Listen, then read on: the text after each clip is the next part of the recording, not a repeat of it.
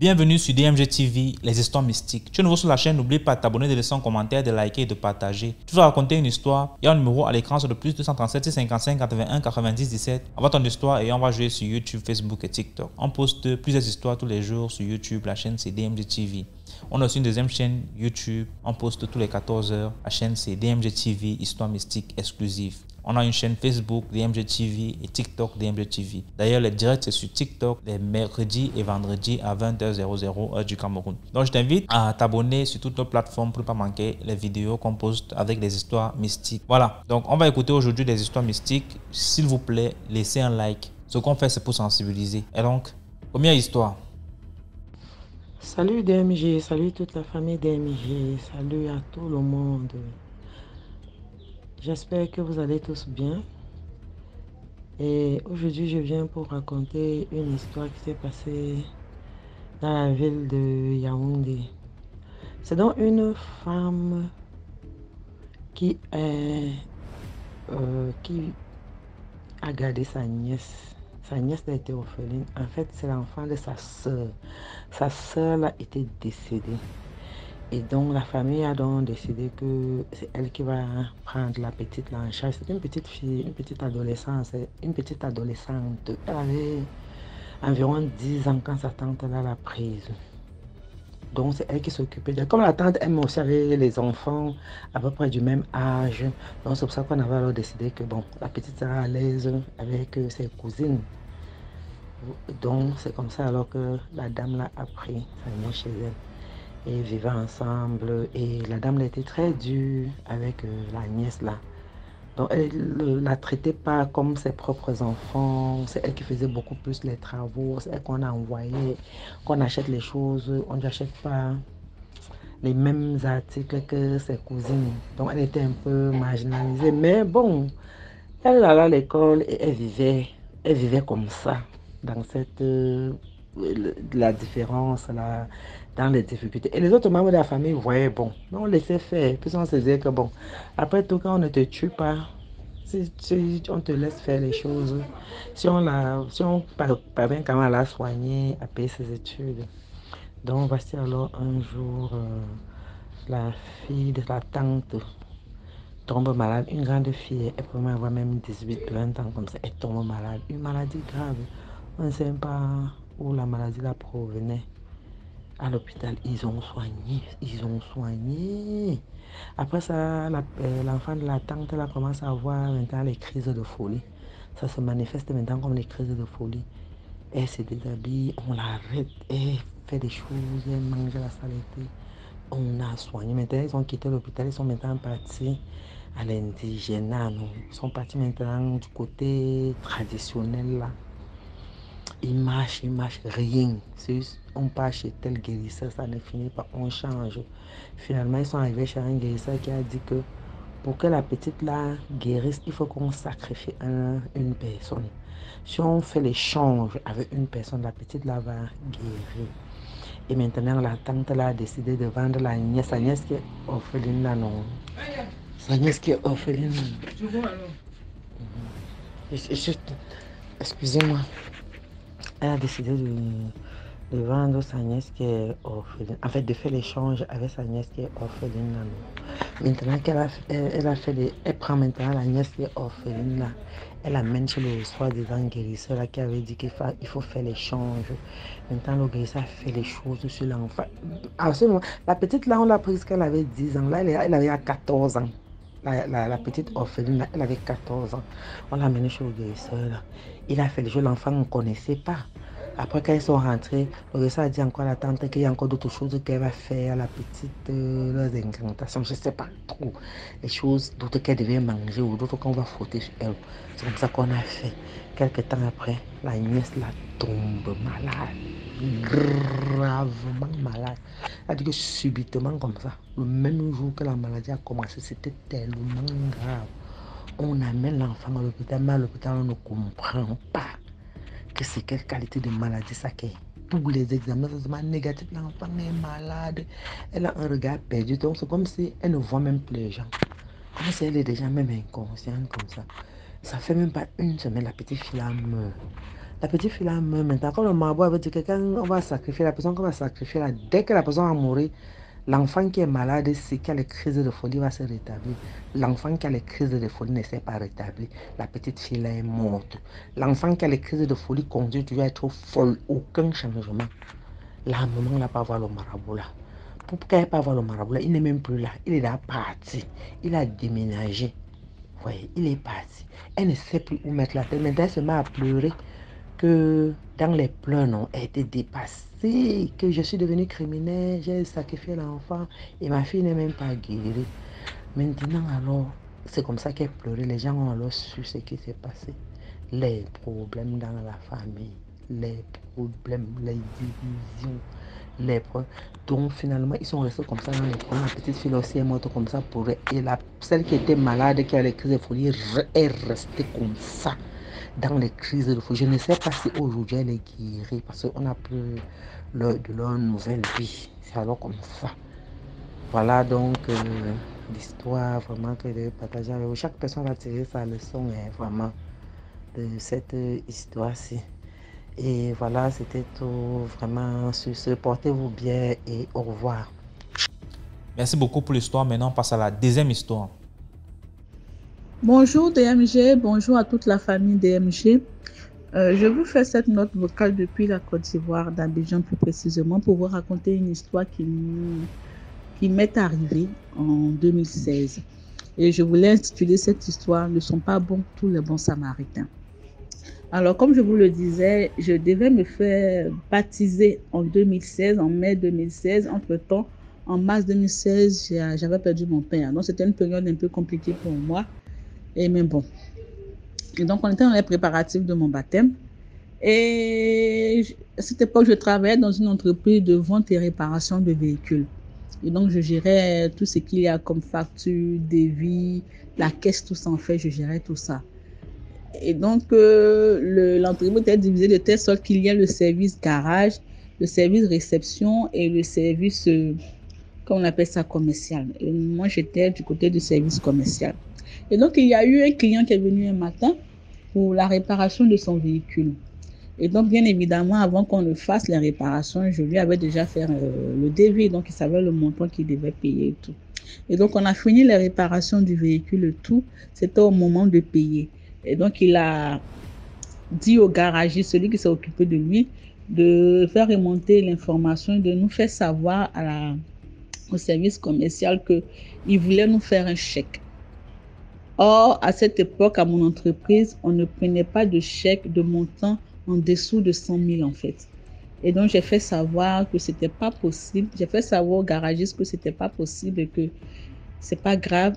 Le montant rond qu'il donne, parce qu'il avait un problème de 3 000 en fait. Le montant rond qu'il donne, moi j'allais compléter les 3 000, c'était pas un souci.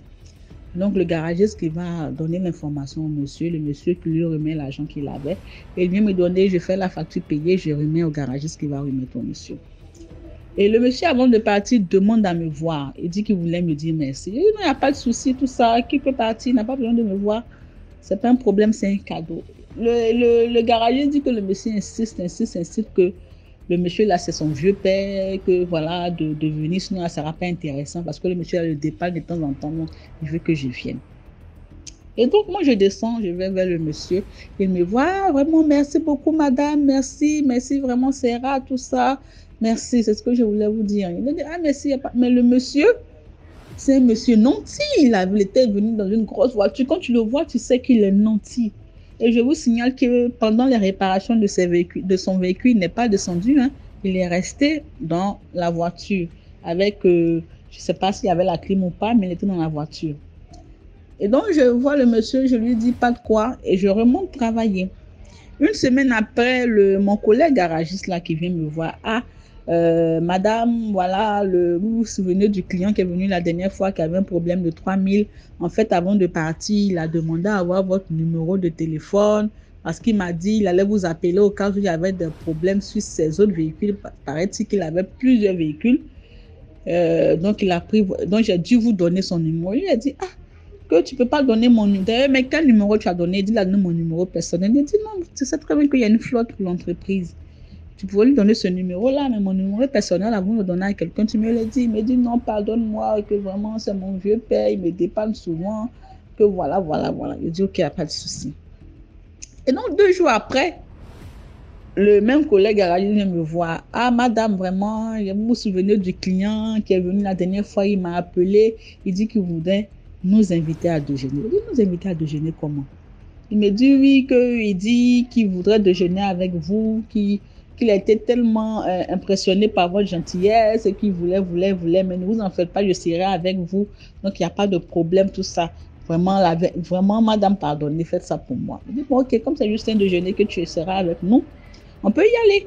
Et donc, on est parti, on a déjeuné, on a parlé de tout et de rien. On parlait de tout et l'histoire de mon baptême est venue dans la conversation. Je lui ai dit, on parlait, j'ai dit, je dois me baptiser dans le mois de mai, qu'actuellement c'est chaud, on nous surveille de partout, parce que normalement on ne devait pas être en couple, tout ça, on nous surveille de partout et tout, non, c'est compliqué. Il m'a dit, je te baptise en quel mois? Dans le mois de mai. On était à 2 mois de mon baptême. Dans le mois de mai, il dit, ah bon, que ça tombe bien, que moi je suis dans une communauté reconnue en fait dans l'église catholique, tout ça. Et donc on a commencé à parler de Dieu, de tout ça. Et voilà. Et on a fini de déjeuner, on a fini. Et avant de partir, il m'a tendu la somme de 30 000. Il dit, prends ça pour ton taxi. Et il a remis quelque chose à mon collègue là. Et nous sommes séparés. Et le lendemain, le monsieur a commencé à m'appeler. Donc je causais à lui. Il m'a fait savoir qu'il était veuf, qu'il a 2 enfants, mais ses enfants ne vivent pas ici. Ses enfants sont aux États-Unis. Il est seul. Il a besoin d'être avec une femme et que vraiment, moi, il ne sait pas, mais il est attiré par moi, il me veut. Ah, actuellement, là, je ne peux pas parler d'amour parce que je suis en plein dans mon baptême et puis je n'ai pas la tête à ça vu que je suis aussi en deuil. Donc, tout ça là, vraiment, on va en parler une autre fois. Et donc, on cause comme ça. Et la semaine passe, 2 semaines, 3 semaines. La 3e semaine, le monsieur m'appelle. Il voulait qu'on parte dîner dans un restaurant chic. À l'époque, c'était à Biétry. Il voudrait qu'on vienne dîner là, tout et tout. Il y a longtemps qu'il m'a vu, qu'il veut me dire des choses, tout ça. Il dit, bon, il n'y a pas de souci. Donc, je vais à son rendez-vous, on part dîner et tout. Et on finit pendant le dîner, il me dit, tiens, mais tu m'avais parlé de ton baptême et tout, est-ce que vous avez trouvé une salle? Est-ce que tout est... Parce que je devais me baptiser avec ma cousine, donc on a décidé de faire le baptême ensemble. Est-ce que vous avez trouvé une salle, tout ça? Je dis, non, actuellement là, on n'a pas encore commencé les recherches, mais on a déjà des idées et tout, mais je pense qu'avant que la date arrive, on sera OK. Il m'a dit, moi, je vais vous offrir une salle. Ah, vous voulez nous offrir une salle, comment? Il dit, je veux tout prendre en charge. Non, ouais, tout prendre en charge, comment? Non, c'est pas comme ça. Non, je ne vous connais pas, il y a un peu, vous n'allez pas faire ça. Il me dit, si, que je t'ai dit que j'étais dans une grande communauté à l'église catholique, je voudrais que je serais comme ton parrain. C'est vrai que c'est pas moi qui vais t'accompagner à l'église, mais je serai comme ton parrain, que je veux tout prendre en charge. Et donc, j'ai dit, bon, d'accord, mais je vais en parler d'abord à ma cousine. Si elle est d'accord, on va vous revenir. Et donc, j'en parle à ma cousine. Tout de suite, elle dit, ma chérie, peut-être que c'est ton papa qui est là, qui veut gérer ça. Donc, faut pas accepter ça. Là, c'est une grâce de Dieu. C'est pas tout le monde accepte. Au moins, on ne va pas trop dépenser et tout. Et moi, j'appelle le monsieur. Je lui dis, OK, j'accepte. Que voilà, vraiment, on vous dit merci pour le cadeau. Vraiment, j'ai commencé à lui faire des bénédictions, tout ça. Il me dit, il n'y a pas de souci. Donc, pour cela, on doit se voir encore le lendemain pour en parler et tout. Et donc, on va dans un autre restaurant, huppé aussi de la ville d'Abidjan, et on mange tout. Et il se trouve que le propriétaire de ce restaurant est un ami sûr du monsieur. Et donc, on finit de manger et tout, et il fait appeler le propriétaire qui vient, qui parle à nous tout. Il dit au propriétaire qu'on voudrait te voir, on voudrait te parler. Donc, le propriétaire nous fait passer à son bureau dans le restaurant, on va le voir. Et le monsieur dit au propriétaire que je voudrais que entre-temps, avant que le propriétaire ne vienne, il m'a demandé si ça me plairait qu'on fasse la réception dans le restaurant. Je dis oui, parce que le restaurant est vraiment chic. Il dit oui, il n'y a pas de problème, je veux bien ce restaurant. Mais je lui ai dit, mais ça doit coûter cher. Il dit non, laisse, je gère. Et donc, on est parti, on a vu le propriétaire, on lui a dit, il y avait 3 salles. J'ai choisi la salle qui me plaisait et tout. Et le monsieur a tout payé, c'est-à-dire de la salle jusqu'à la boisson, la nourriture. Et il a tout pris, c'était un package, il a tout payé le package. Il a fait le chèque devant moi, il a donné au monsieur. Ah! Le monsieur a tout payé. Et quand il a fini de payer, avant qu'on se sépare, il m'a dit, s'il y a d'autres dépenses à faire, tu me fais savoir. Il lui a dit, ah, que ce que vous avez fait là, c'est gros. Il dit, non, dites-moi, s'il y a quelque chose à faire, tu me fais savoir. Il n'y a pas de problème. Et donc, je vais informer ma cousine qui est toute contente de tout. Et voilà que on arrive à la veille du baptême. Le monsieur qui m'appelle à la veille me dit, tu es prêt, tout se passe bien, est-ce que tu as besoin de quelque chose? Je dis, non, ça va. Du côté de l'église, tout est prêt. Moi, je suis prêt, ma cousine est prête et tout. Déjà, du côté du restaurant, tout est OK, il n'y a pas de problème et tout. Donc, on va se voir demain tranquillement, puisque la réception, j'ai prévu la réception pour 15 heures en fait. Et donc, on va le lendemain matin, il y a mon collègue garagiste là qui m'appelle pendant que j'en se préparais tout et tout pour aller à l'église, qui dit, ah, descends, j'ai un cadeau de la part du vieux père pour toi. Et c'est quel cadeau ça encore? Et donc, je finis de m'habiller, on me maquille tout et tout, et je dis à ma cousine, bon, je t'attends en bas, puisque elle était prévue qu'on parte avec son chéri qui est véhiculé. Mais je t'attends en bas. Elle me dit, ok, il n'y a pas de problème. Et donc, je descends haut, ma grande surprise, je vois une grosse voiture qui est garée. Et le garagiste me dit que mon vieux père dit d'utiliser cette voiture-là toute cette journée, qu'il met cette voiture à ta disposition. Ah, c'était une voiture chic, une voiture Mercedes comme il faut là. J'ai dit, ah, c'est quoi ça là? Et donc, je remonte dire à ma cousine, ah, que le monsieur, je l'appelais le vieux, ah, le vieux a envoyé une voiture pour nous, tout ça, je ne vais pas monter seul, je veux que tu montes avec nous. Donc, son gars dit, ah, ça tombe bien, puisque vous avez vos soeurs aussi qui doivent partir. Donc, je vais prendre vos soeurs et puis vous montez dans la voiture là-bas avec vos marraines. Parce que ma cousine et moi, on avait la même marraine. Montez dans la voiture avec votre marraine et tout, il n'y a pas de souci. Mais le garagiste qui me fait savoir que le vieux dit que la voiture qu'il a envoyée là, il a prévu une place spéciale pour toi et que tu dois t'asseoir forcément à cette place-là. Qu'il ne veut pas que tu t'asseyes ailleurs. Il dit, ah, c'est quelle place il veut que je m'asseye? Il ouvre la voiture, je vois la place. Déjà, c'était une seule place quelque part. Et puis les autres voitures, c'était genre comme une limousine façon là. Donc il y avait une place bien précise là qui voulait que je prenne. Ah, je ne peux pas m'asseoir. Ah, c'est bon, le modèle, hein, parce que ce sont les limousines là qui continuent. Le modèle, il y avait une place bien précise qui était là, que le vieux dit de t'asseoir là. Ah, je ne peux pas m'asseoir là. Ah, c'est un peu bizarre quand même. Il a insisté, hein, que depuis ce matin, il faut qu'il m'appelle pour me dire de t'asseoir là-bas, que lui, il te veut comme femme. Donc, du coup, cette place-là, c'est pour toi. Il faut que tu montres aux autres que tu es sa future femme. Donc, il veut que tu t'asseyes. C'est quelle histoire de femme, ça encore? Et donc, j'ai dit, j'ai compris. Maintenant, au moment de monter, nous voit, elle me dit, non, ne monte pas là, va t'asseoir là où ta soeur, ta cousine est assise et laisse ta marraine s'asseoir à cette place-là. Donc, le temps de finir de me rendre compte, ma marraine était déjà assise même à la place que le monsieur avait prévu pour moi. Mais je suis allée m'asseoir directement avec ma cousine sur les autres sièges. Ah, on veut démarrer la voiture, le garagiste a reçu un appel. Je sens que ça ne va pas, ils sont en train de crier sur lui là-bas. Donc, il parle, il s'excuse. Ah, je lui ai dit, j'entends là-bas, je lui ai dit, elle ne voulait pas. Elle m'a dit qu'elle a compris, elle allait s'asseoir. Je ne sais pas, au dernier moment, c'est sa marraine qui s'est assise, je ne comprends pas. Donc, je descends, je dis, mais il y a quoi? Et puis, depuis, on ne bouge pas. Elle me dit, ah, le vieux est en train de me faire des histoires, pas possible. Il est fâché parce que tu n'étais pas assise à la place qu'il avait prévue pour toi. Ah, c'est quelle place? Il doit m'asseoir là-bas au point où on fait des histoires et tout. Donc, le garagiste dit, ah, c'est chaud, le vieux est fâché, il est fâché. Qu'il dit même qu'il ne vient plus à ta réception. C'est quelle histoire ça? Bon, calme-toi, dépose-nous à l'église, on va finir ce qu'il y a à faire. Moi, j'ai appelé le vieux après. Donc, le garagiste nous envoie à l'église, on finit le baptême, tout et tout. Et on décide de rentrer à la maison, nous changer avant d'aller à la réception. Et donc, je rentre à la maison, j'appelle maintenant le vieux. Ah, c'est comment depuis ce matin, je ne t'ai même pas vu à l'église, tout ça, et que le garagiste m'a dit que tu étais fâché. Il dit, non, mais je t'ai dit de t'asseoir à cette place. J'ai donné des instructions fermes. J'ai dit, tu t'assois à cette place. Mais on me fait savoir que tu n'étais pas assise là-bas. Pourquoi? Pourquoi tu fais ça? Pourquoi tu n'écoutes pas qu'on te parle? Pourquoi tu n'écoutes pas? Ah, je n'ai pas... Mais pourquoi tu te fâches parce que je ne me suis pas assise à une place? Il dit, mais je t'ai dit non. Je t'ai dit, pourquoi tu fais ça? Demain, je ne viens plus à la fête. Demain, je ne viens plus. C'est plus la peine, mais demain, je ne viens plus. Et il me raccroche. Je rappelle, le monsieur là ne décroche plus. Et donc, il avait déjà gâché même ma fête. Et donc, nous sommes allés à la fête, tout s'est bien passé et tout. Je n'ai fait qu'appeler le vieux là pendant la réception, hein, il ne répondait pas. On a fini, tout s'est bien passé, on est rentré à la maison. 2-3 jours après, j'ai essayé de les relancer, ils décrochaient plus et tout. Et 2 mois après, un matin, je vois la voiture du vieux au garage. Et donc, on finit de réparer et tout. Et le garagiste me dit, ah, le vieux est là, tu ne vas pas lui dire bonjour. Moi, je descends lui dire bonjour. Donc, je vais voir le vieux. Il était venu avec une petite là, une jolie petite fille, une jolie petite go à côté là.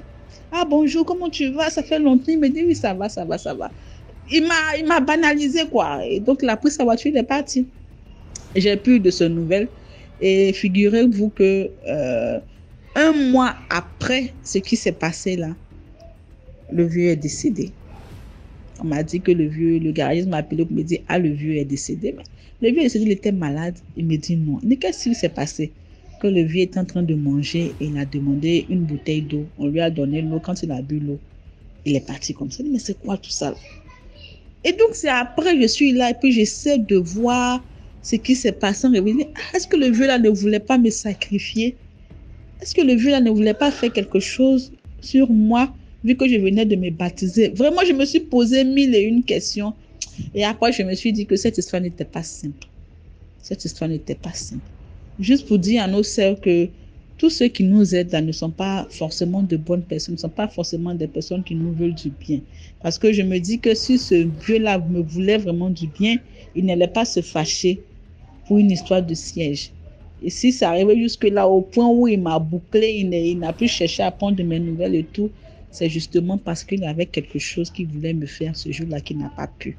Voilà, juste dire à mes sœurs de faire attention et que c'est pas tout le monde qu'on se confie, c'est pas tout le monde qui nous veut du bien. Il y a des personnes nanties qui viennent dans nos vies pour nous détruire.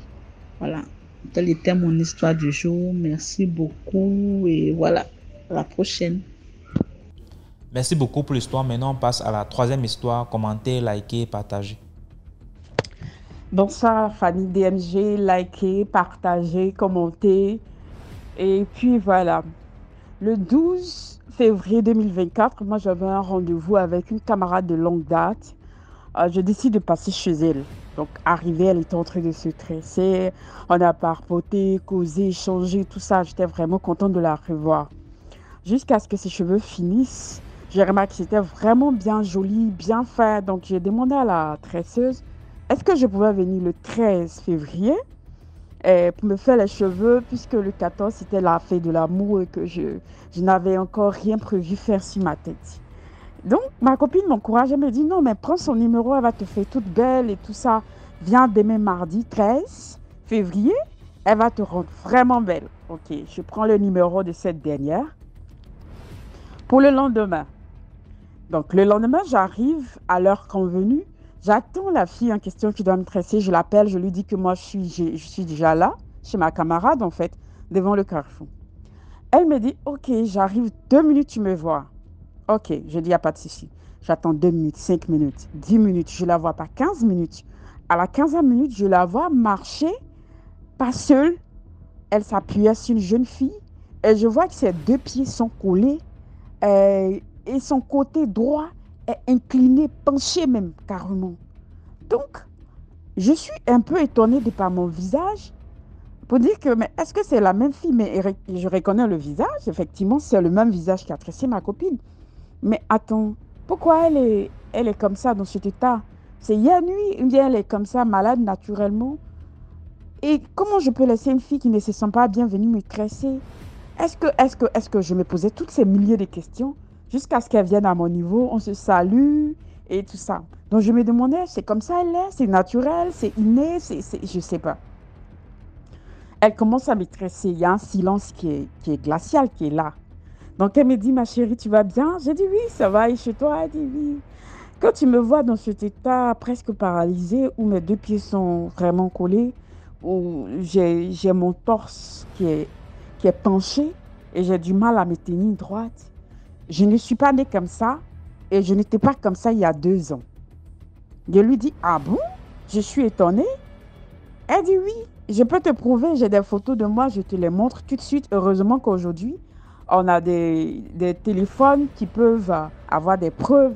J'étais vraiment une fille belle, de teint clair, extraordinairement belle, comme tu ne peux pas t'imaginer. Hein. Si toi-même tu me voyais, tu allais m'apprécier, tu allais m'aimer. Et c'est après mon mariage que tout a changé. Je lui dis, ah bon, après ton mariage que tout a changé? Ah oui? Elle dit, oui, je t'explique. Là, elle me montre ses photos.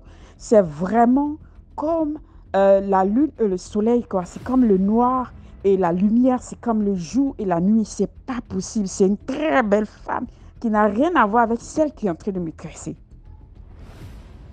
Donc, je suis vraiment dépassée par la photo, les photos de son mariage qu'elle me présentait. Et parce que je vois, mais je reste tranquille. Elle me dit, je t'explique. Et le jour de mon mariage, comme tu vois sur les photos, c'était un beau mariage. Ça a été une réussite. C'était vraiment un très beau mariage. Ma belle-mère m'aimait. La belle famille était là. Mes parents, mes amis. C'était une réussite. Et après le mariage, déjà, avec mon chéri, on avait déjà fait 5 ans de relations communes où chacun vivait chez ses parents, mais où on était en couple pendant 5 ans. Donc, 5 ans où on a pris le temps de s'aimer, de se connaître, de partager du bon temps ensemble. Et moi, je vais la nommer Kadi. Et moi, Kadi, que tu vois, j'avais déjà eu un enfant, une fille auparavant, avant de rencontrer ce dernier. Et comme ce dernier a pris tellement bien mon enfant, tout le monde dans le quartier pensait que c'était son enfant en fait, que c'était sa progéniture, tellement il s'en occupait. J'étais une femme comblée avant d'aller me marier. Voilà. Ben, pour ceux qui n'aiment pas les histoires longues, excusez-moi, vous allez devoir dépasser mon histoire parce qu'elle est un peu longue. Désolée et puis merci. Donc, la jeune fille en question dit que elle se marie. Elle arrive chez son mari.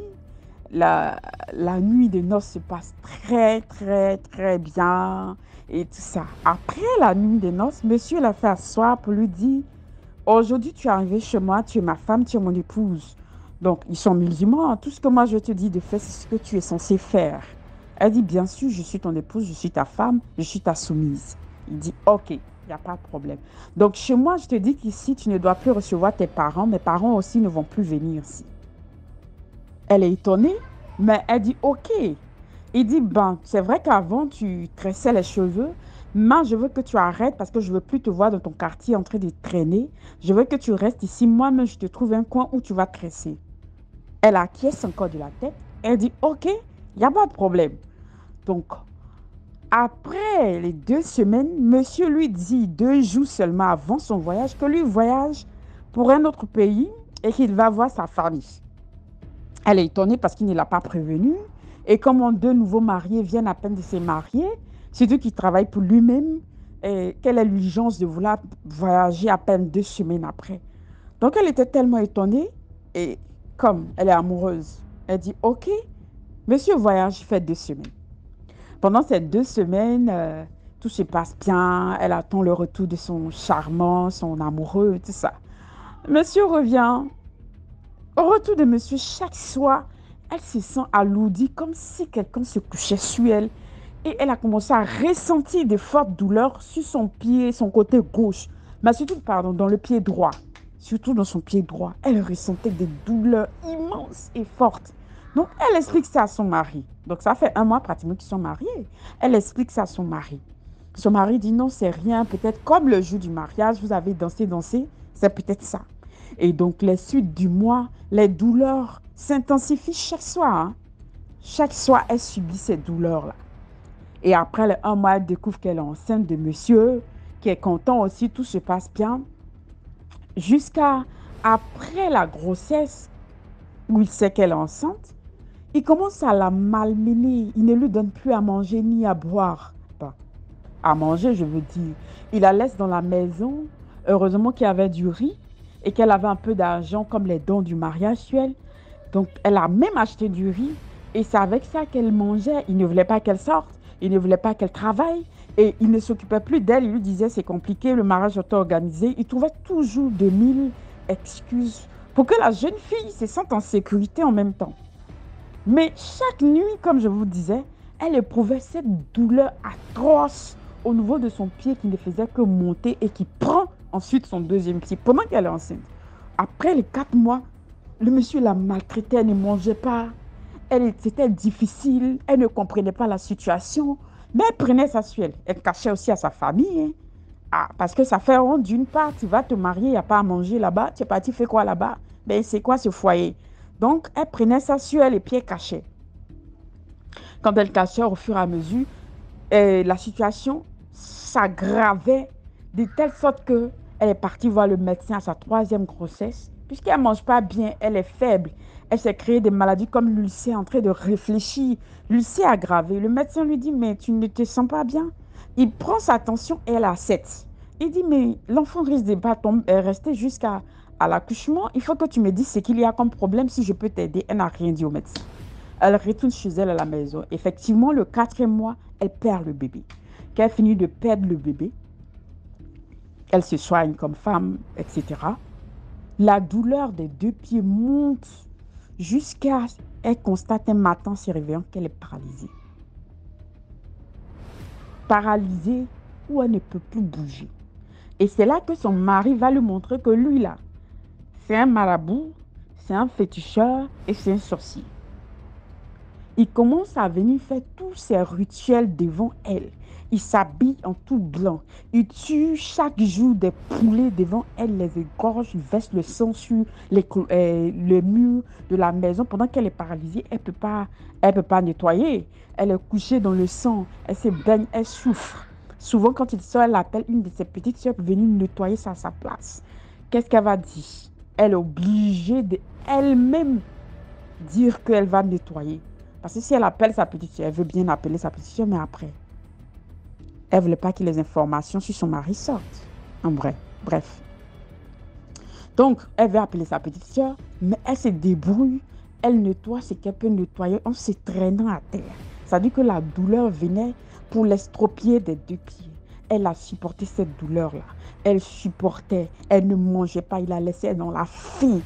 Et un jour, il vient matin, il vient avec du poulet, il le gorge et il prend le sang de poulet, il se lave avec. Sur 7 jours, en train de se laver avec du sang frais de poulet dans la douche. Et puis, il ne lave pas la douche là. Donc, imaginez comment la douche va sentir du poulet frais et pendant qu'elle est mourante. Le camp même, ça, un soir, se réveille et le gars est en haut d'elle. Il la fait descendre. Il est sur elle, il a arrêté sur elle et puis il égorge, maintenant un poulet, elle sentait du sang, quelque chose qui versait sur elle. Le gars, il a arrêté, il a bien tout noir et il égorge le poulet là sur elle et le sang en train de verser. Elle a crié, elle a demandé qu'est-ce qu'il y a. Il dit non, c'est un moment qui veut te paralyser. Moi, je suis en train de te soigner. C'est ce que moi, mes marabouts m'ont dit de faire pour te soigner. Le lendemain, il a pris, il l'a envoyé sur une colline. La colline, devant elle, il a obligé à enterrer des poulets vivants, noirs, bizarres, de prendre le sang. Là, il a versé ça. Il a pris le sang là. Il a versé ça sur elle, sur son habit. Et elle a pris un grand foulard pour se couvrir. Ils sont revenus à la maison. Tout de suite, tout ça là dans sa paralysie, et elle cachait ça à sa famille. Où elle n'en pouvait plus, il a fait venir son frère, lui, son grand frère, qui a comment on appelle ça, qui a la tuberculose chez eux à la maison, sachant qu'elle ne peut pas se lever. Et sachant qu'un tuberculeux, ça ne vit pas, son assiette, ses instruments, tout ça. Mais le gars faisait exprès de manger partout jusqu'à ce qu'elle soit contaminée, étant paralysée. Donc là, son mari la prend, il l'envoie dans un hôpital ici militaire. Quand elle est déclarée, comment on appelle ça, tuberculeuse et paralysée, elle est en manque de sang, elle est anémie, toutes les maladies sont ressorties. Maintenant, concernant la paralysie, on ne sait pas d'où ça vient. On ne sait pas le vrai problème de la paralysie là. D'où ça vient en fait, comment on les appelle, les médecins n'arrivent pas à savoir d'où vient la paralysie quand elle explique. Donc le monsieur qui est son mari la laisse à l'hôpital et appelle ses parents, venez chercher votre fille, ce n'est pas qu'elle meurt dans ma main. Et puis il s'en va, il ne donne plus de nouvelles. C'est là que les parents viennent voir leur fille amaigrie qui a perdu plus de 25 kilos, qui est paralysée, qui est tuberculeuse, qui est anémié et qui ressemble à un cadavre. Ce sont les parents.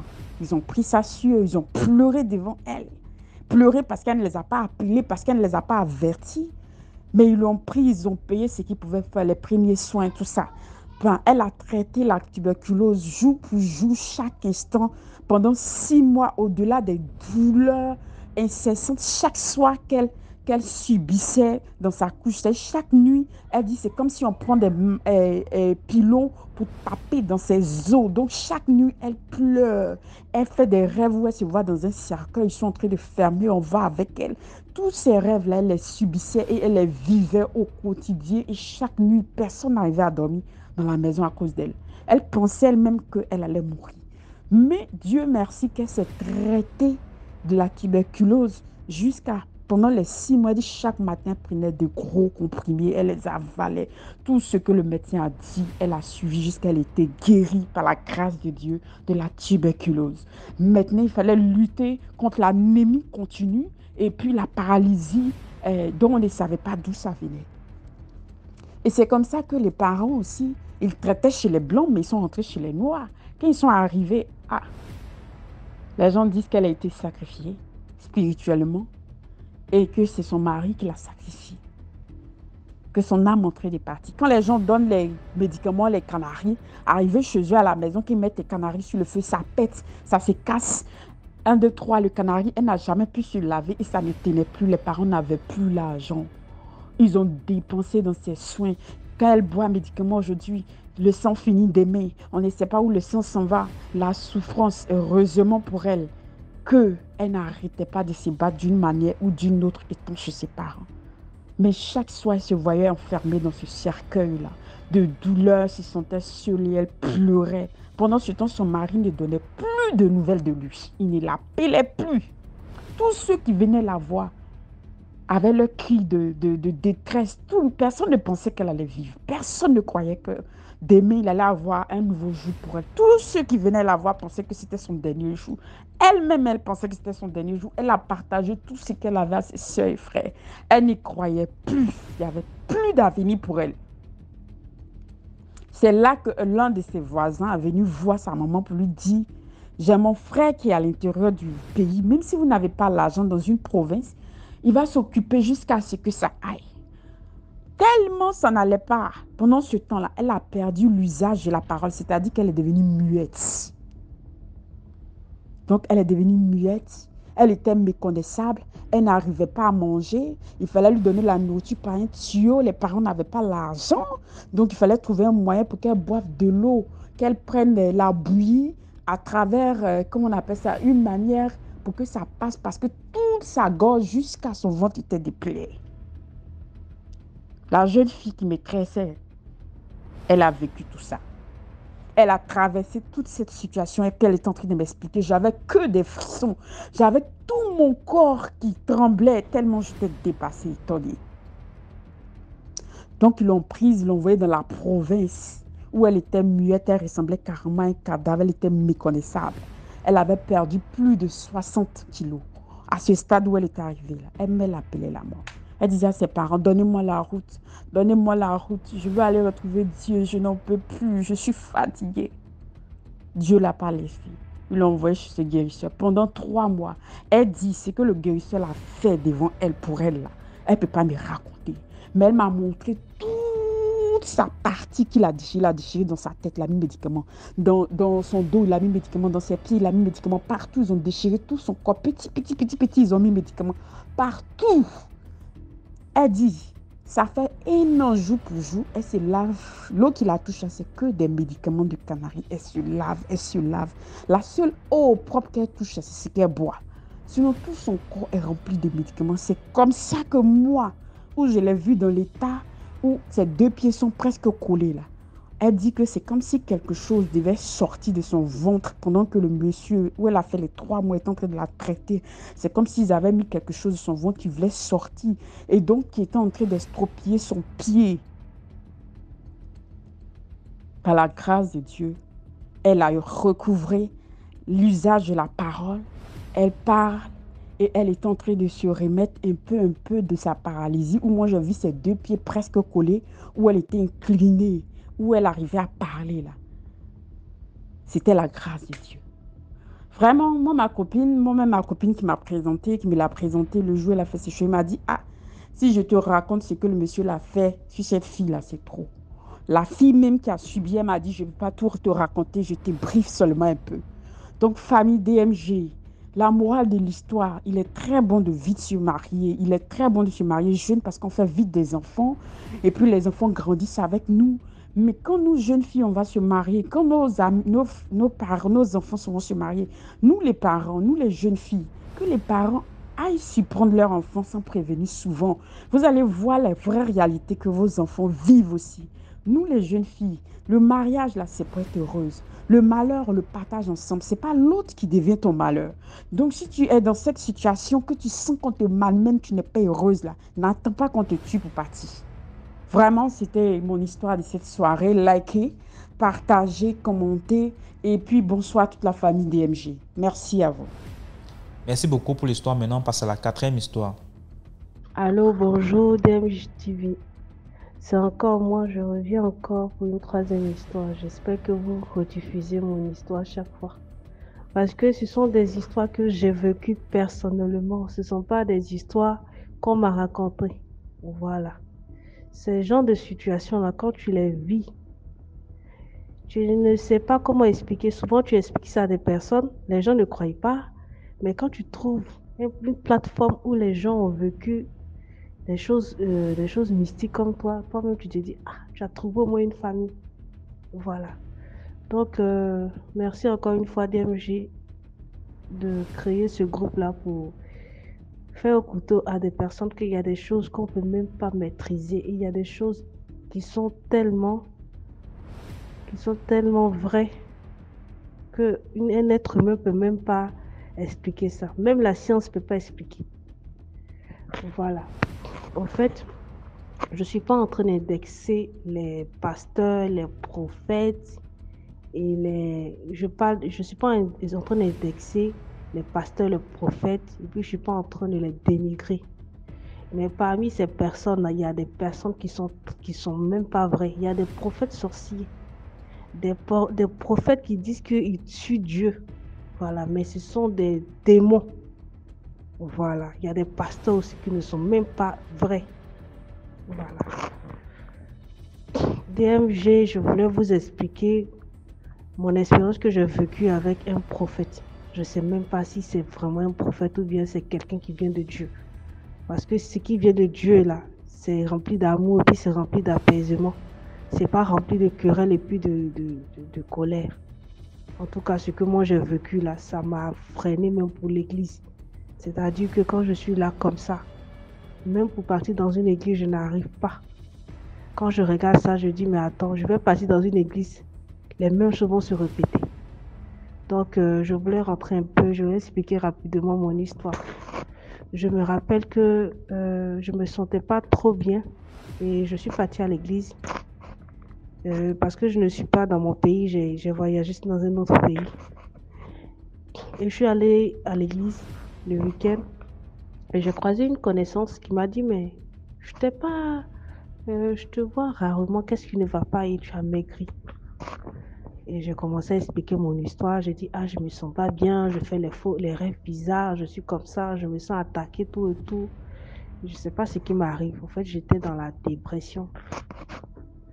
J'étais dans une dépression même, c'est-à-dire que je ne me sentais pas bien, je m'alimentais pas bien et puis j'étais encore dans la dépression. La fille m'a dit, ah, je connais un prophète. Je connais un prophète qui va t'aider dans les prières. Je vous assure, DMG TV. Si vous écoutez ce que je vais dire là, soyez très très très vigilants. Vous voyez, quand tu es dans la dépression, quand tu es dans un moment de dépression, tu fais confiance à tout le monde. C'est-à-dire qu'il suffit qu'une personne te donne un semblant d'amour, tu suis ça. Voilà. Et dans le pays là où j'étais là, il n'y avait pas d'amitié comme ça. Il n'y avait pas beaucoup d'amis. Voilà, chacun se méfiait de chacun. Mais moi, j'étais dans mon coin. J'ai contacté le prophète là, le soi-disant prophète. Quand je l'ai contacté, écoutez très bien, famille, quand j'ai contacté le prophète, j'ai demandé à Dieu, au fait, personnellement, quand Dieu, je vais vous dire, quand Dieu t'aime, Dieu que vous voyez là, il nous écoutait. Quand Dieu t'aime, il te prévient avant que les choses t'arrivent. Quand j'ai contacté le prophète, il m'a dit qu'il allait me rappeler le lendemain. Et la même nuit, quand j'ai dormi, j'ai fait un rêve où j'étais au milieu de beaucoup de loups qui venaient vers moi pour me dévorer. Mais ils n'arrivaient pas. Et il y avait une voix dans le ciel qui disait « Marche, marche, jusqu'à ce que tu arrives à destination. » Mais tous ces loups-là ne te feront rien. Je vous assure, DMG, les loups là, il y avait de toutes les couleurs. C'était comme une armée de loups. Il y a d'autres qui venaient avec les larves sur moi. Il y a d'autres qui venaient, ils arrivent à mon niveau là, ils ne peuvent plus fermer les bouches, ils ne peuvent plus ouvrir la bouche. Et je marchais, j'étais toute seule. Quand je me suis réveillée, au lieu de me demander qu'est-ce que ça veut dire, je me suis dit non que les sorciers... En fait, j'ai interprété le rêve d'une autre manière. Or que ce n'était pas ça. C'est à la fin j'ai compris qu'est-ce que j'avais vu. Le Seigneur est en train de me dire que la personne que tu vas croiser là, ce n'est pas une vraie personne, c'est un loup. Bon, j'en viens. Je vais épargner les détails au fait. Parce que c'est tellement long, mais je vais résumer ça. Donc, quand j'ai croisé ce prophète-là, il a commencé à me coacher, c'est-à-dire qu'il a commencé à me donner de l'amour hypocrite. En fait, c'était pas du vrai amour. Quand je dis de l'amour, c'est-à-dire un peu d'affection, pas de l'affection sexuelle, non, mais les appels, les réconforts, les prières. Je faisais des prières avec lui. Je prenais la Bible, hein. Je prenais la Bible. Je vous rassure, cette Bible-là, tout le monde peut interpréter ça. Même le diable peut interpréter la Bible. Je prenais la Bible, je lisais la Bible, je priais avec lui. Donc, je me disais que j'avais comme un frère à côté de moi. Même il n'était pas dans la même ville que moi, mais il était dans une autre ville. Et je priais avec lui, je faisais des choses avec lui, tout et tout. Et un mois passait, j'étais dans mon coin, je faisais mes choses, je lui ai expliqué, je dis, je vous assure qu'il a fait en sorte que je l'explique toute ma vie.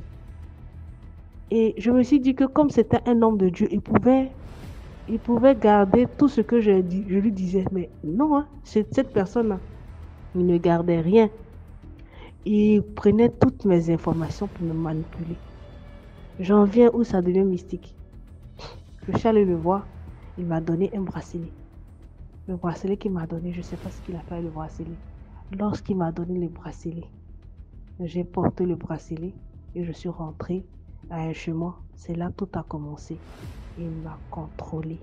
C'est-à-dire que je faisais des rêves selon ce qu'il dit. C'est comme tout ce qu'il me dit, je suis contrôlée par ça. Je suis devenue comme un robot. J'en viens un peu devant parce que c'était tellement horrible. Mais je vous assure, j'ai déménagé de chez moi, je me suis retrouvée dans la même maison que lui. C'est tellement beaucoup. Je me suis retrouvée dans la même maison que lui. Et les gens avec qui on était dans la maison, il les a fait partir. Je suis restée seule avec lui. Et chaque fois, il m'a fait même gêner pendant des mois. J'avais maigri. Je dis souvent, j'ai dit DMG. Il a failli même me rendre comme une sorcière. Et je me rappelle un jour, je suis sortie de la maison, je marchais. J'étais devenue chétif et maigre. Il me disait que pour gêner, les sorciers me poursuivent, tout ça. Et j'avais croisé une jeune fille qui me regardait. Une jeune fille simple. Et elle m'a interpellée. Elle m'a dit, là où tu es là, tu ne sais pas qu'il y a des personnes qui sont mystiques, qui peuvent te faire du mal. Lui que tu appelles pasteur là, c'est un sorcier. DMG TV. J'étais choquée quand la jeune fille m'a dit parce qu'elle ne me connaît pas et elle me dit. Et elle m'a dit des choses même que je n'imaginais pas.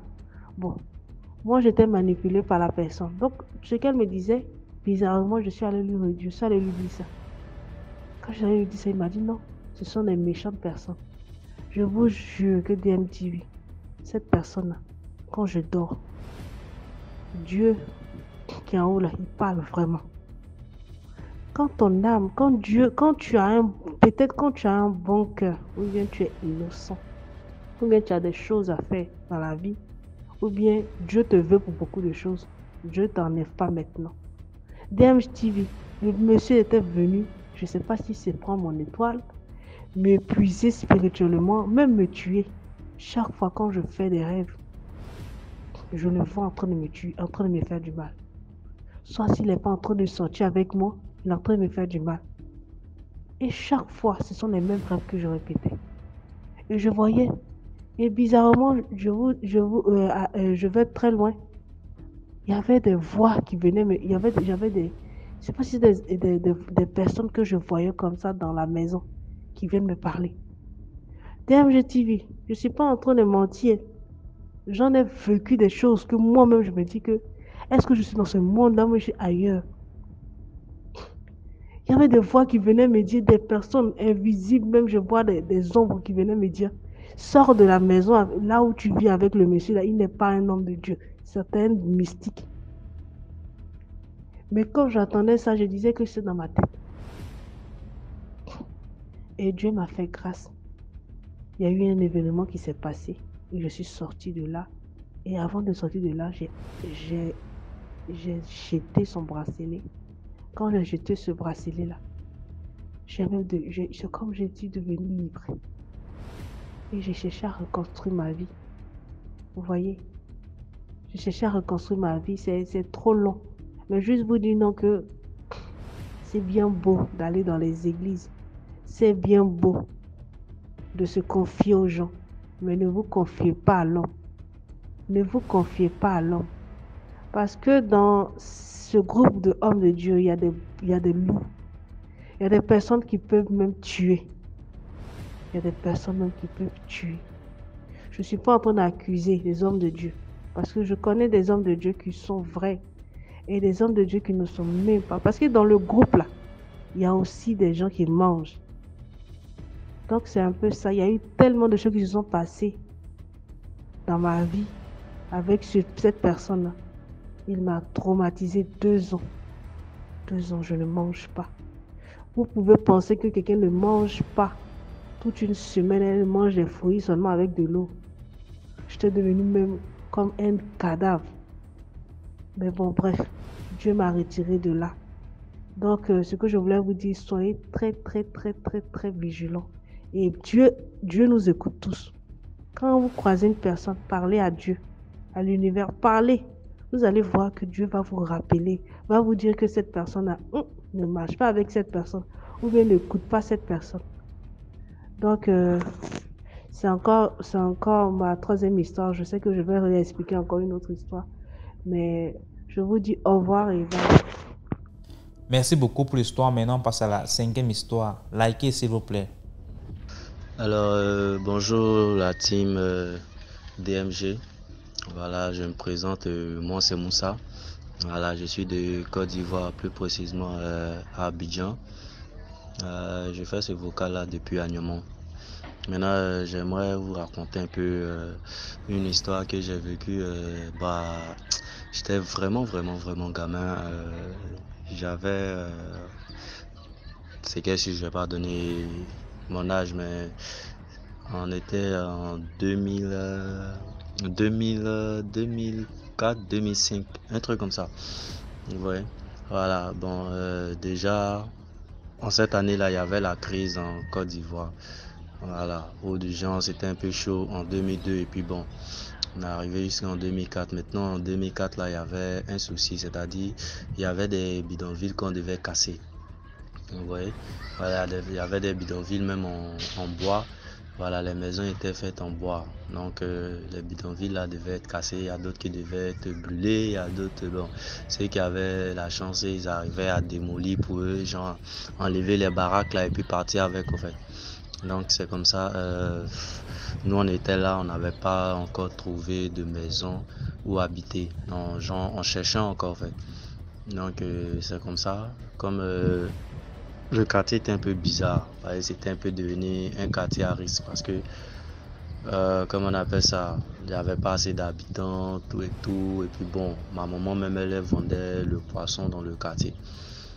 Donc c'est comme ça, elle a proposé que j'aille dormir avec, comment on appelle ça, bon on peut dire chez le chef du village. En fait, il y a toujours dans les bas quartiers, il y a toujours un chef, voilà, pour représenter un peu le quartier. Donc elle m'avait proposé d'aller dormir là-bas. Et puis bon, c'est comme ça, j'ai accepté tout et tout. Donc je partais dormir là-bas.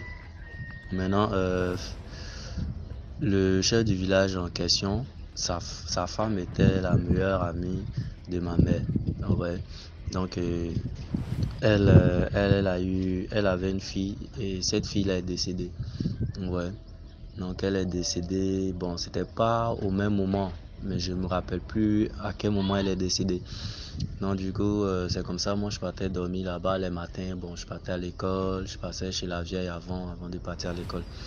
Donc on faisait ça jusqu'à arriver à un certain moment. Bon, c'était devenu un luxe pour moi, quoi. Je perdais même pas le temps à la maison, je rentrais là-bas, je partais, je dormais. En ce moment-là, quand on dormait là, en cette année-là, on avait, comme il y avait le coupure de courant, parce qu'il n'y avait plus de courant, il n'y avait plus de courant même dans le quartier. Donc c'était les lampes là, les lampes traditionnelles ou bien c'est quoi là, les lampes africaines là. Je sais pas si vous vous rappelez en ce moment là. Bon, les jeunes vont pas se rappeler sans doute. Sinon il y avait ces lampes là où on mettait le pétrole et puis on allumait. Voilà, ça illuminait la maison, tout et tout. Donc c'est comme ça un jour je dormais, en plein sommeil, je dormais. Moi j'étais là, bon là où je dormais là, il y avait moi, il y avait un grand aussi. Et puis il y avait une fille là. Excusez-moi. Et il y avait aussi une fille qui dormait avec nous. Donc nous étions 3.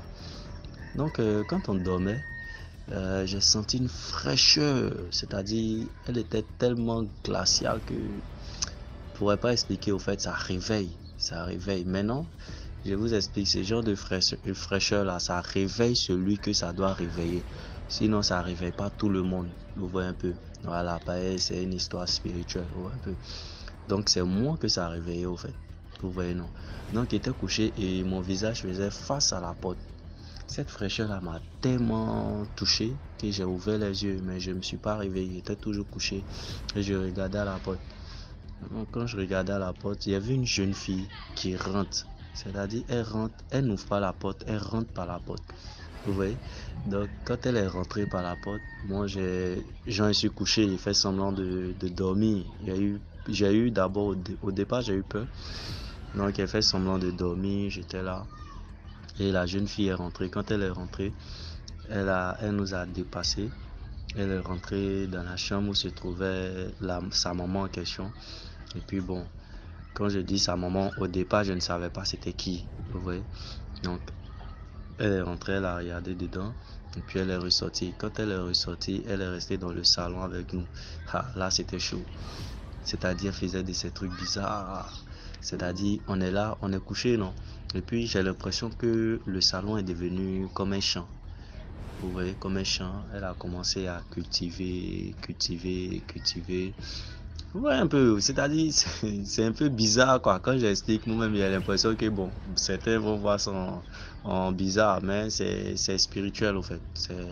C'est pas simple au fait. Donc elle a commencé à cultiver. Arrivé à un certain moment, quand elle a fini, elle s'est assise. Après, elle s'est transformée en serpent. Elle est là, elle tourne. Après, de cette transformation quoi en fait. Et puis elle est là, elle tourne dans le salon. Moi je suis là, il dit ah ça là, ça va être chaud hein. Puis il avait peur en fait. Je voulais plus bouger. Puis il me dit si je bouge, peut-être que le truc va m'attaquer. Donc j'étais là, j'étais serein. Je ferme les yeux souvent, j'ouvre les yeux, je vois elle est encore là. Je ferme les yeux souvent, je l'ouvre, je vois qu'elle est encore là. Il dit tiens, à quoi ça sert de fermer les yeux si tu peux continuer à regarder. Donc, moi je regardais. Bon, arrivé c'était au moins il dit ah, comment il a fait pour que celle-là elle parte. Et je suis là, c'est un peu flou dans ma tête au fait. Donc ça, bon, arrivé c'était au moins je sais pas qui a touché la lampe torche à l'intérieur. Puis il y a quelqu'un qui a mal tourné en dormant, la personne s'est tournée et il a touché la lampe torche. Donc quand la lampe s'est éteinte, c'est tombé au fait. Et puis après la personne s'est réveillée pour allumer encore la lampe torche. Donc quand elle a rallumé la lampe torche, il se trouvait que comment on appelle ça, le truc avait disparu. Voilà, la personne qui est rentrée pour faire les scènes là, n'était plus là. Il dit ouf. Ouais, il était tellement content. Il dit voilà, voici une occasion. Donc la dame en question, en fait, elle partait à jamais faire son marché. Voilà, et puis revenait pour vendre parce qu'elle vendait la ticket, les poissons, voilà. Elle partait en même temps avec ma maman parce que les deux partaient ensemble au marché. Donc je suis sûr que lorsqu'elle est sortie, elle allait retrouver ma maman et puis ils sont sortis ensemble. Donc quand la dame est sortie, quand elle a ouvert la porte, moi je suis sorti. Je suis sorti, j'ai pissé, quand j'ai uriné déjà, et puis j'ai pris ma route. Je suis arrivé cougnon à la maison quoi. Et c'est arrivé, je me suis couché encore. Je suis là, il dit non, peut-être qu'elle va venir ici. Et je précise déjà qu'il était aux environs de 6 heures, bon on peut dire 5 heures ou 5h30 comme ça parce qu'il commençait à faire jour. Oui, voilà. Donc du coup, il était là. Il dit bon, attends, moi je me mettre à côté où là où il y a beaucoup d'hommes. Là, bon, maman est tentée s'apprêter pour sortir. Elle a fini, elle a pris sa route, elle est sortie. Maman était là, elle attendait l'heure de l'école. Puis bon, il allait rentrer. Donc, j'ai fini le cours, je reviens. Normalement, je dois retourner là-bas pour dormir. Ma maman me dit, bon, il est l'heure, tu dois rentrer pour dormir. Elle dit, moi, il ne va pas là-bas encore, il ne dort plus là-bas. Ma maman me dit, mais à quoi? Il dit, non, moi, il ne dort plus là-bas. Hein. Elle a fait de ces scènes. Non, va dormir là-bas, il y a quoi? Tu sais qu'ici, là, c'est bizarre. Hein? Faut pas que tu as resté ici et nous, et puis ça sera compliqué après. Bon, il dit la veille, oh, il ne bouge plus. Elle me regarde, elle ne comprend pas. Elle m'a donné une claque. Elle dit, moi, il ne bouge pas. Non, je suis calé. Elle a vu que c'est bizarre. Elle m'a laissé dormir ce jour. Le lendemain, mon papa est venu. Elle dit, mais moi, il dit à Moussa d'aller dormir là-bas. Il dit, lui, il ne va plus là-bas. Il dit, mais pourquoi tu ne veux pas dormir? Il dit, il ne va pas, c'est tout. C'est moi qui décide de là où je vais dormir. Il y a dormi chez vous. S'il y a problème, il y a problème pour nous tous. Moi, il ne va pas. Donc, c'est comme ça qu'on est resté jusqu'à... Bon, après, la famille a eu une maison aux 2 plateaux, non loin d'Agbon. Donc, nous avons déménagé, nous sommes partis là-bas. Donc, je n'ai même pas expliqué à quelqu'un même cette histoire-là. Donc, arrivé aux 2 plateaux, on était là. Et un jour, il était là, il dit, bon, la vieille t'expliqué la raison pour laquelle je ne voulais plus dormir de l'autre côté là. Elle dit à quoi? Donc, il a essayé de l'expliquer, la scène, tout et tout. Elle m'a dit, mais il fallait me dire ça depuis que, au fait, c'est la fille de la dame qui est décédée là. C'est elle qui est venue dans la maison. Parce qu'au fait, si tu vois que les revenants reviennent chez eux à la maison, c'est qu'au fait, il y a des sacrifices là, au fait, là, ils ont fait, mais ils n'ont plus continué. Vous voyez, non? Voilà, ils n'ont pas fait tous les sacrifices qu'il fallait. C'est pourquoi le revenant en question est revenu. Sinon, elle-même a dit qu'une fois comme ça, elle a vu le revenant de mon frère. Mais quand elle a vu le revenant de mon frère, bon, après ça, ils ont fait les sacrifices et puis bon, il n'est plus revenu, quoi. Elle m'a dit, ah, ok. Elle m'a dit, si je vois ce genre de truc là, faut même pas que je tape dessus, que de dire. Et puis bon, s'il y a des trucs à faire, ils vont faire. J'ai dit, ok, il n'y a pas de problème. Donc, sur ce, c'est un peu ça. Voilà, revenant que j'ai vu, j'étais très petit. Et puis bon, quand je dis très petit aussi, j'étais très petit. Hein. Et puis moi-même, en tout cas, sur cette terre-là, j'ai beaucoup vécu. Donc de là, quand je vais couper ça, je vais expliquer mon histoire même qui est... Bon, c'est que je vais vous expliquer ça. Vous-même, vous allez comprendre pourquoi est-ce que je n'arrive pas à trouver des mots. Merci beaucoup pour l'histoire. Maintenant, on passe à la 6e histoire. Bonsoir DMG, j'espère que vous allez bien. Merci pour le concept, que Dieu continue de te bénir, de te protéger. Je viens raconter une petite histoire qui m'a été racontée par ma mère. Voilà. Ma mère disait comme ça que quand elle était encore plus jeune, elle avait une amie à elle. Et cette amie-là, elle avait croisé un homme. Et après quelques temps, l'homme a décidé que elle vienne avec lui pour qu'il puisse la présenter à ses parents. Et les deux se sont rendus dans un village, dans un petit village. Et c'est comme ça qu'arrivé dans le village, les jours qui suivaient, Quand elle est arrivée, les jours qui suivaient, on lui a donné du piment, beaucoup de piment à piler. Elle s'est demandé, mais c'est pour faire quoi? Mais intérieurement, elle n'a pas eu de réponse. Elle a pilé le piment. Et les autres jours qui suivaient, les femmes et les hommes de cette famille-là allaient toujours au champ. Et à leur retour, ils rapportaient toujours du bois, c'est-à-dire du fagot. Ils rapportaient toujours des fagots. Ils entassaient les condiments, c'est-à-dire piments, les trucs comme ça. Ils revenaient avec, ils entassaient. En temps, à côté de la cour, il y avait une vieille qui habitait là. Et cette jeune fille-là, souvent, elle partait aider la femme, à la vieille, elle partait laver ses assiettes, elle partait balayer sa cour. Et les enfants aussi de la cour, elle était bien avec eux, elle était gentille avec eux. Donc, elle ne comprenait pas pourquoi tout ça là. Donc, c'est comme ça, un jour, la vieille l'appelle. Elle lui dit, ma fille, que tu vois, fagot, tu vois, tout ce qu'on ramène là, c'est pour toi. Que chez nous ici là, c'est notre tradition. Quand une belle fille arrive comme ça, c'est pas pour faire autre chose. Quand tu vois que depuis on coupe du bois et puis toi on te demande de ne rien faire, tu es à la maison seulement. C'est pour mieux te conserver, pour que tu sois bien en forme, tu te blesses pas. Voilà. Et quand le jour va arriver, on va te tuer, on va te sacrifier. Donc tout ce que tu vois, piment tu as pilé là même là, c'est pour faire toi-même ta sauce. Donc si tu es malade, cherche à t'enfuir. Et ce qu'elle ne savait pas, c'est que quand elle dormait chaque nuit là, on mettait une petite fille devant la porte pour la surveiller. Elle ne savait pas. Et c'est comme ça que quand la vieille lui a dit ça, elle a dit aussi, elle a ajouté que faut pas paniquer, faut pas t'inquiéter, faut pas paniquer. Fais comme si de rien n'était, mais tu programmes ta fuite un peu, parce que si tu fais comme si tu as peur, ils vont savoir que tu sais et ils vont anticiper les choses. Donc fais comme si tu ne sais pas. Elle a dit d'accord la vieille, merci beaucoup. Donc les jours qui suivaient, voyant qu'elle était gentille avec les enfants de la cour, et parmi les enfants, il y avait cette petite fille qui venait la surveiller chaque jour, mais qu'elle ne savait pas. Et c'est comme ça qu'un jour, la petite fille a décidé de l'accompagner, parce qu'il faut qu'elle parte faire ses besoins, voilà, c'est dans la brousse, puisque c'est au village. Et c'est comme ça que cette petite fille a décidé de l'accompagner ce jour-là, même elle n'a pas compris. Et quand on les a vus ensemble, on a demandé, mais vous partez où? La petite fille a dit, que je vais accompagner la tante là, voilà, en bourse là-bas pour que, ils ont dit, ok, il n'y a pas de problème.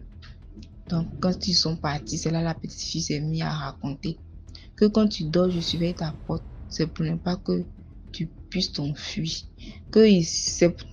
Tu vois tout ce qu'ils sont en train de faire dans le village, couper du bois, tout ça là, c'est pour te préparer, c'est pour te tuer. Quand le jour va venir, ils vont te tuer, ils vont te préparer. Voilà, puis ils vont te manger.